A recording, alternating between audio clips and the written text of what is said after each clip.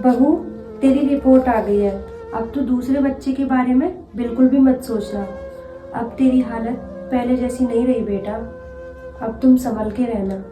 लेकिन मम्मी जी, ये एक बेटी है और घर के वंश को आगे तो एक बेटा ही बढ़ाता है ना कि बेटी। और वैसे भी मम्मी जी, आज नहीं तो कल माँ बाप का सहारा एक बेटा ही बनता है ना। और मम्मी जी, मेरी हालत पहले जैसी हो या ना हो, बेटा तो चाहिए ना, इस घर को भी और आपको भी। ये तुम्हारी कैसी सोच है बहू? बेटियां तो लक्ष्मी का रूप होती हैं और लक्ष्मी का रूप माँ बाप का सहारा नहीं बन सकती। देखना बहू, यही बेटी एक दिन तुम्हारा सहारा बनेगी और बाकी तुम्हारी मर्जी। अपनी जान को खतरे में डालकर एक बेटे की चाहत रखती हो तो तुम्हारी मर्जी।